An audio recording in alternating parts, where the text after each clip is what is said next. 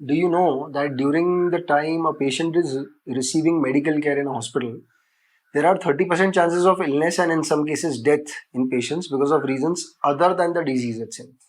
These seemingly silly and basic reasons are doctors not washing hands or sanitizing their hands, not cleaning the patient's skin with antiseptic, not covering the patient with sterile drapes. There are these reasons may seem to be very basic. Some others like doctors not wearing a mask, hat, gown, and gloves. Or not placing a sterile dressing over the catheter site after the line is inserted. So these reasons, 4 or 5 reasons, are seemingly very basic, and these are very simple steps that the doctors have known since medical school. It is almost too simple. So simple that it is found that at least one step is skipped over a third of the patients in hospitals. Doctors, despite their advanced medical knowledge, are still susceptible to human error. And in chaos of an ICU, sometimes even a mundane and a simple task gets overlooked. Now let's correlate this with investing. Investing, while not so life-threatening, has similar human error problem. Our emotion and biases can lead to wrong decision, mistakes, and debilitating losses. A simple checklist may be the solution.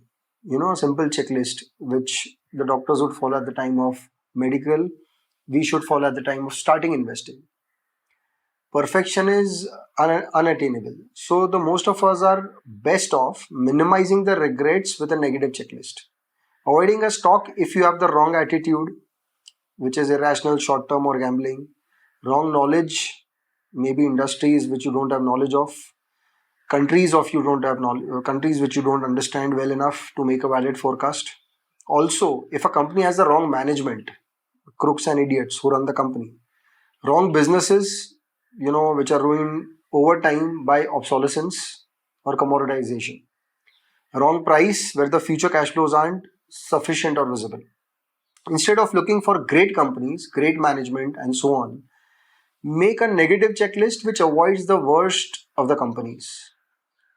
Don't understand the company, skip it. If it's a horrible management, forget it. If it's an overpriced stock with no sales, pass it on. Product with no pricing power or brand loyalty, not interested.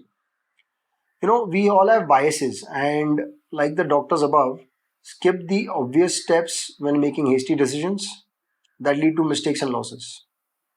The negative checklist creates an immediate no. No need to spend on time on the company you will regret owning later. The time is better spent studying companies you might enjoy owning.